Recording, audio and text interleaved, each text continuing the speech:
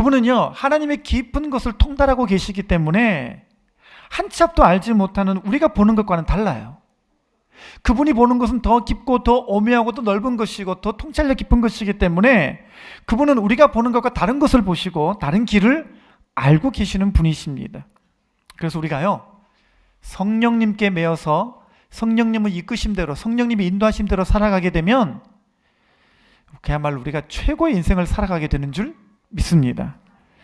자, 근데 문제는 뭐냐면 성령께서 나를 이렇게 끌어가고자 하실 때에 내가 동의가 돼야 돼요. 동의가 돼야 되는 겁니다. 하나님께서 끌어가겠다 할 때 여러분들이요, 그때 아멘 하고 다 따라갈 수 있어야 되는데 문제는 뭐냐면 잘 안 되죠, 우리가. 그죠? 성경을 보면요, 항상 우리가 발견하는 중요한 대목입니다만요, 하나님은 언제나 인격적인 분이라는 거예요. 주님은 우리에게 강제로 막 하시는 분이 아니라 항상 인격적인 분이십니다. 우리를 억지로 끌고 가시거나 우리에게 강제성으로 막 행하시는 분이 아니셔요. 그래서 우리가 동의하지 않고 거부하면 그분은 결코 우리를 묶어가지 않으셔요. 하나님께 묶여지지가 않는다라는 것입니다. 그래서 우리가 잘 아는 말씀 요한계시록 3장 20절 보면 한번 보실까요? 같이 읽어보겠습니다. 시작. 볼지어다 내가 문 밖에 서서 두드리노니 누구든지 내 음성을 듣고 문을 열면 내가 그에게로 들어가 그와 더불어 먹고 그는 나와 더불어 먹으리라 말씀하셨습니다. 여기 보면 참 이해가 안 되는 게 좀 하나 있어요. 왜냐하면 주님이 어디 계신다고요? 그러니까 문 밖에 계신다라는 거예요. 들어오질 않으셔요. 아니, 문이 있으면 열고 들어오면 되지 왜 열고 들어오질 않으십니까? 왜 문 밖에 서서 계속 두드리기만 하시는 걸까요? 이해를 돕기 위해서 그림 하나 보여드리겠습니다. 우리가 자주 접하는 명화죠, 그죠? 이거 아주 많이 보셨을 겁니다.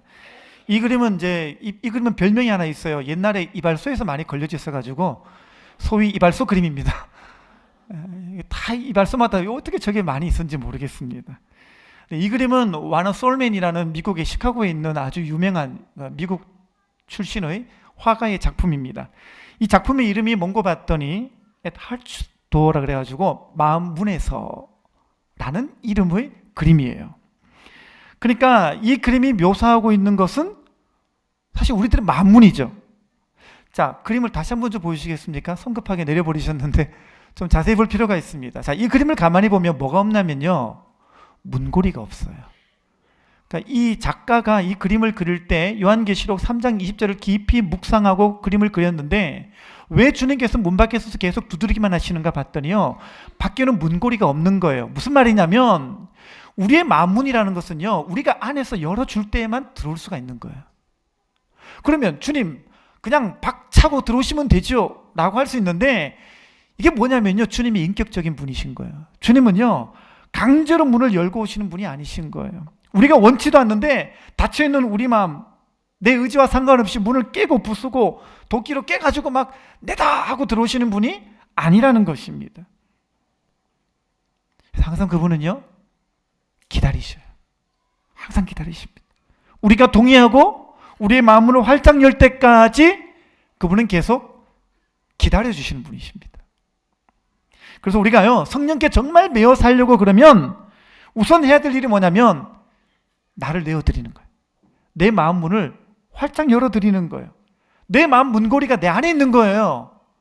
그래서 내가 열어드리지 않으면 그분은 결국 강제로 그분이 들어오지 않으시는 거예요. 동의가 필요한 거예요. 내가 그분께 매이겠다라고 하는, 내가 그분께 의지하여 내 삶을 드리겠다라고 하는 여러분의 열린 마음이 필요한 것입니다. 그런데 실상 우리는 주님께 나를 내어드리고 주님이 나를 이끌어 가시는데 동의하지 않아요. 그 이유가 두 가지라 그랬죠? 첫 번째는 뭡니까? 성령님이 나를 메고 가려고 하시는 곳이 우리가 원하지 않는 곳인 경우가 많기 때문이고요. 두 번째는요, 내가 그 길을 가게 되면 내가 가고 싶은 그 길을 포기해야 하는 경우가 너무 많기 때문에, 포기가 안 되고 내가 원하지 않는 곳인 경우가 많기 때문에, 이 두 가지 이유 때문에 사실 우리는 가다가 못 가게 되는 일이 생겨나고 잘 가다가 포기하게 되는 일이 생겨나는 것입니다. 자, 그 대표적인 사람이 누구였습니까? 마가 요한이었죠. 사도행전 13장 13절 보겠습니다. 다 같이요. 시작.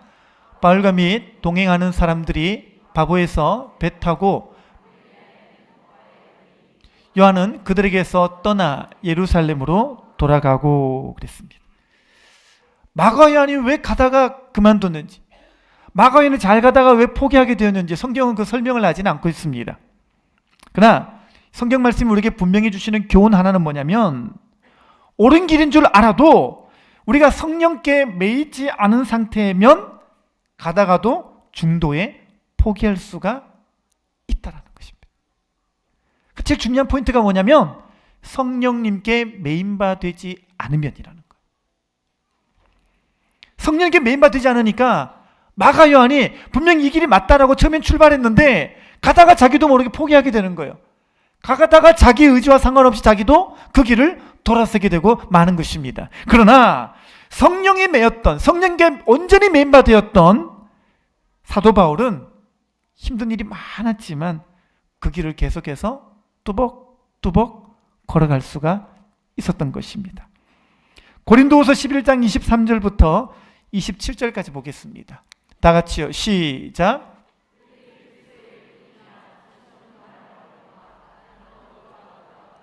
내가 수고를 넘치도록 하고 옥에 갇히기도 더 많이 하고 매도 수없이 맞고 여러 번 죽을 뻔하였으니 유대인들에게 40에 하나 감한 매를 5번 맞았으며 3번 태장으로 맞고 1번 돌로 맞고 3번 파선하고 일주야를 깊은 바다에서 지냈으며 여러 번 여행하면서 강의 위험과 강도의 위험과 동족의 위험과 이방인의 위험과 시내의 위험과 강야의 위험과 바다의 위험과 거짓 형제 중에 위험을 당하고 또 수고하며 애쓰고 여러 번 차지 못하고 줄이며 목마르고 여러 번 굶고 춥고 헐벗었노라.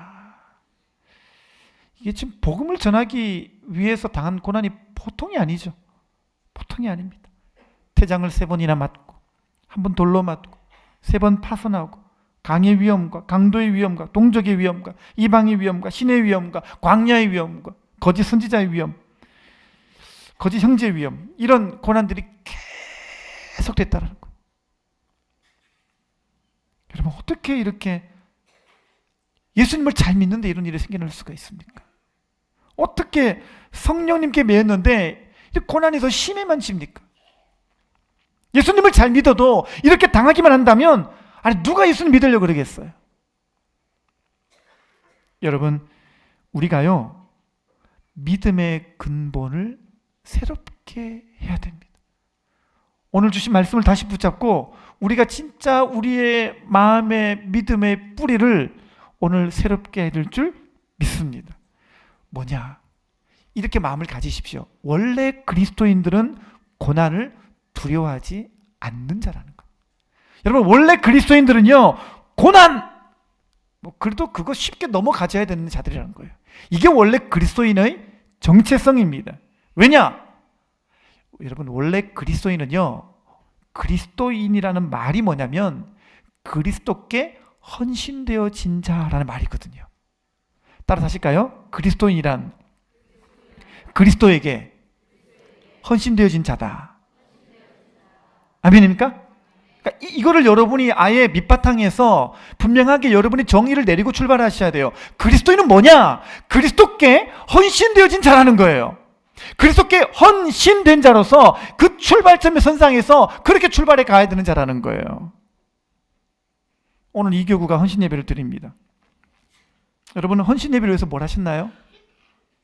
보통 헌신 예배 때 헌신 어떻게 하시나요? 밤마다 열심히 특송 준비하죠? 제가 봤더니 밤마다 유치부에서 뛰시더라고요. 아마 다이어트가 절로 되셨을 것 같은데 그렇게 열심히 뛰고 특송을 준비한 거 그게 헌신일까요? 헌신 예배라고 다른 때보다 좀 더 헌금을 많이 하는 거 그게 헌신일까요? 여러분, 헌신이 뭘까요? 헌신. 한자 보면요 이 뜻이 명확합니다. 한자로 보면 헌신은 이겁니다. 바칠 헌, 그 다음 뭐예요? 몸신자예요. 그러니까 헌신은 뭘로 하는 거예요? 몸을 하는 거예요. 몸을 하는 거예요. 다시 말하자면 여러분이 몸을 하나님께 드리는 거예요.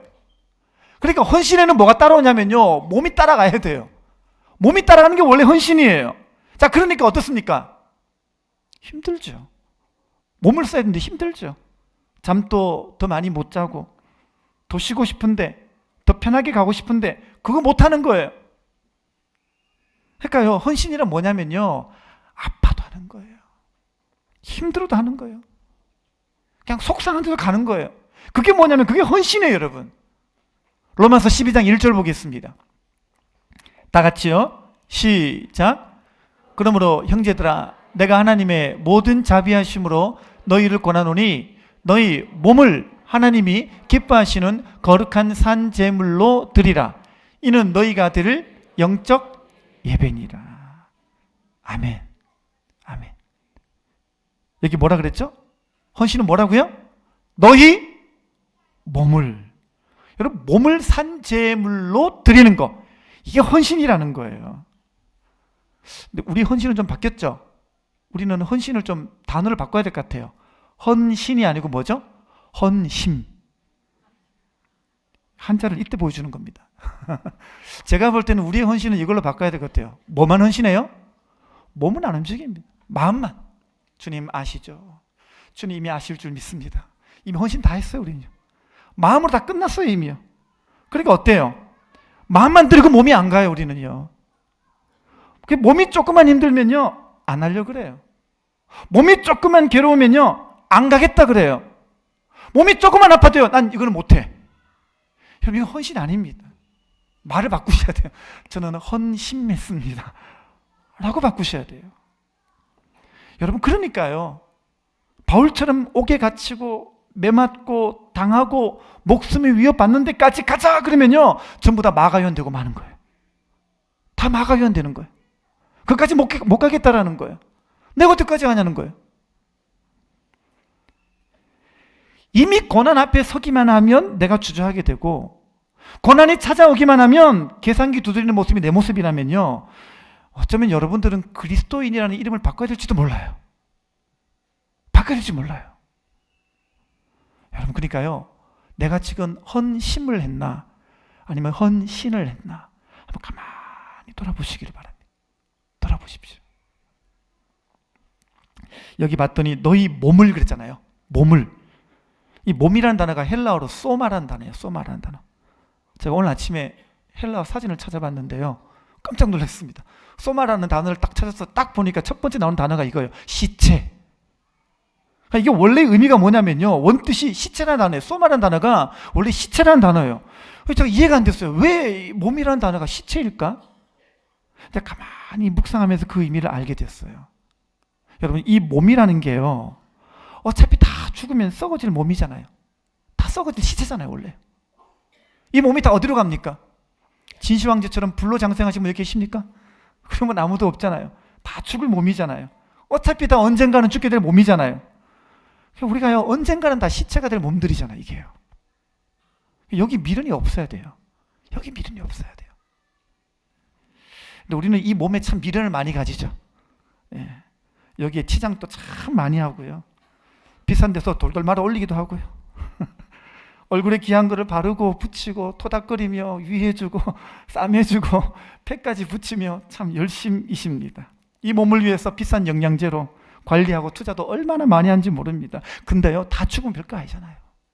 다 죽으면 별거 아니잖아요. 시체잖아요. 언젠가는.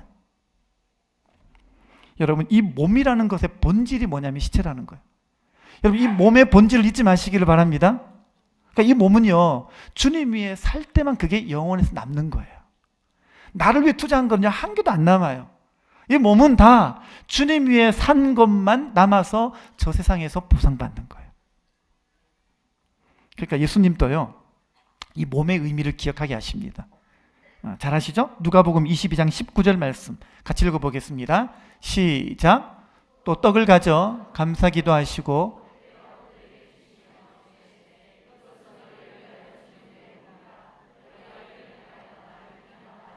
아멘. 이 몸의 의미를 이 떡을 떼주면서 이게 몸인데 몸의 의미를 기념하라 그러시요 주님께서. 주님이요 특별히 기념할 게 뭐냐면 몸을 기억하게 하십니다. 몸이 뭔지. 근데 예수님 몸이 지금 어떤 의미로 지금 제자들에게 소개되고 있습니까? 성찬식의 떡처럼 찢어져서 그들에게 전달되는 의미죠. 여러분, 실로 예수님의 몸이 그러셨어요. 예수님이 이 몸의 의미를 소개하시면서 앞으로 계속 이것을 기념하라고 하십니다. 실제로 초대교회의 문헌을 보게 되면요, 초대교회 성도들은요 매주마다 성찬식을 했어요. 우리는 매주마다 하기엔 좀 번거로우니까 못했는데 초대교회 문헌을 보면 매주마다 성찬식 하는 거예요. 그러니까 초대교회 성도들은요 매주마다 그냥 예수님 몸을 찢어서 기념하는 거예요. 뭘 경험하는 것일까요? 그렇구나, 예수님은 이 땅에 33년 사시면서 이 몸을 어떻게 쓰셨는가 가만히 봤더니 이 몸을 우리를 위해서 찢기시고 맞으시고 못 박혀주심으로 말미암아 더러운 죄인이었던 우리를 위해서 헌신하셨잖아요. 예수님의 몸은요 우리를 위해서 찢김 받고 맞음 받고 내어줌이 되고 저주받은 바 되신 거예요. 예수님의 헌신은 몸으로 십자가에 직접 달려 죽으심으로 말미암아 우리에게 그 사랑의 극치를 보여주시는 거예요. 예수님 뭐 하신 거죠? 헌신하신 거예요. 만약에 예수님도 헌신만 하셨다면 어땠을까요? 얘들아 내가 너희 사랑한다 알지 빠빠이 그거 이제 천국 가셨을 거예요. 그렇죠? 이게 사랑 아니잖아요. 진정한 사랑은 뭐겠어요? 몸을 내어주신 거잖아요. 십자가에 내어주셔서 찢기시고 피 흘리시고 고통을 당하시고 수모를 당하시고 거기에서 죽어주신 거예요. 이걸 통해서 이 시체 같은 몸, 이 몸으로 우리가 어떻게 가치 있는 인생을 살 것인지를 주님은 보여주시고 그것을 성찬식을 통해서 기념하게 하십니다. 몸은 이렇게 쓰는 거야. 몸은. 여러분, 무엇이 가장 복된 인생일까요? 그렇죠.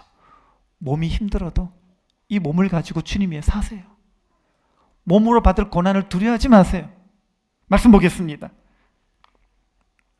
골로새서 1장 24절 보겠습니다.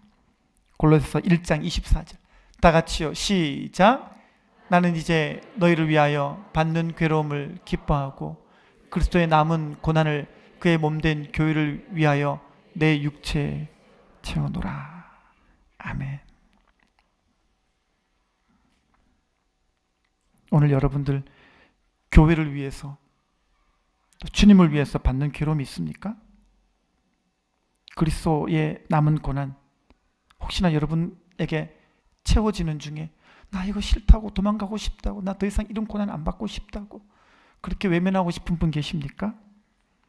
근데 여기 보니까요 사도 바울이 이렇게 말합니다. 괴로움을 기뻐하고 그리스도의 남은 고난을 그의 몸된 교회를 위해서 내 육체 몸으로 채워가겠다라고 말씀하십니다. 내 남은 인생이 꽃길 같아야 된다라고 고집하지 마십시오. 우리의 남은 인생이 꽃길이 아니라 흙길일 수도 있고요 핏빛일 수도 있지만 여러분 이것은 우리가 이미 주님 안에 들어왔기 때문에 영광스러운 길이 되는 줄 믿습니다. 바울은 그래서 뭐라 그래요? 바울은 한많은 아리랑곡에 넘어가듯이 괴로워하지 않잖아요. 찬송을 부르며 가잖아요. 그리고 뭐라 그럽니까? 나는 괴로움 기뻐. 난 이 괴로움을 기뻐하고 그리스도의 남은 고난을 교회를 위해서 내 육체에 채우겠다. 이렇게 말씀하십니다. 여러분, 재물은 죽는 거예요. 재물은 죽는 거예요.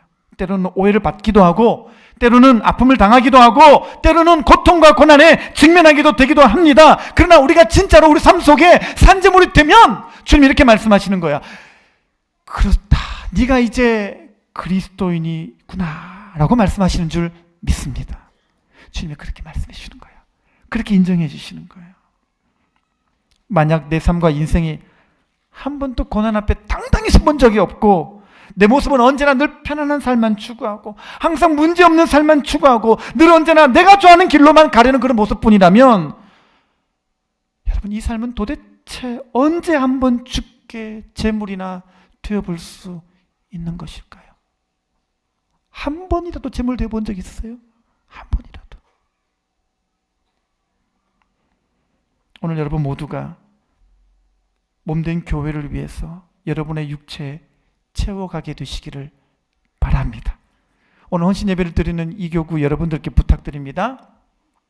이제는 헌신만 하지 마시고 헌신을 하게 되시기를 바랍니다. 힘들어도, 아파도, 피곤해도, 마음에 안 내켜도 이제 그리스도의 남은 고난을 몸된 교회를 위해서 내 육체에 채우는 삶을 살아가게 되시기를 바랍니다. 하나님이 기뻐하시는 거룩한 산짐을 드시기를 바랍니다. 예. 이 교구뿐만 아니라 여러분 모두에게도 권면드립니다. 이제 여러분들의 삶 가운데 헌심이 아니라 헌신하시기 바랍니다. 헌신은 몸으로 사는 거예요. 아파도 힘들어도 괴로워도 어려워도 낙심되어도 그냥 계속 가는 거예요. 계속 가는 거예요. 네.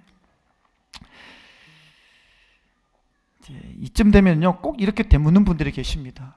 아, 그러면 내 직업 다 때려치우고 교회만 나가라는 겁니까? 네.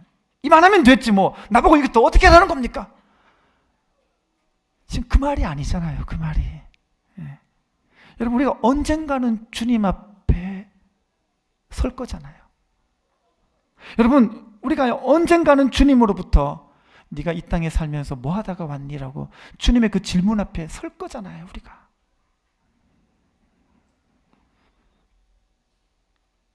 여러분 믿음으로 살아야 주님께 할 말이 있게 됩니다. 사명을 이루기 위해 산 것만 주님께 말할 수가 있습니다. 이제 사명을 온전히 이루는 삶을 살며 진정으로 헌신한 자가 되기 위해서 성령께 온전히 매이는 삶을 다 살아가게 되시기를 바랍니다. 오늘 그래서 우리가 오늘 성령께 매일 수 있는 방법을 함께 살펴봤습니다. 자, 어떻게 하면 성령께 매이고 인도를 받을 수 있을까요? 첫 번째, 그분을 인식하는 것. 두 번째, 그분과 깊은 관계를 맺는 것. 그죠? 이게 이제 추상적인 단어로 와닿지 않으려면 아주 중요한 단어와 연결되어야 된다 그랬죠? 첫 번째가 성령의 인도하심.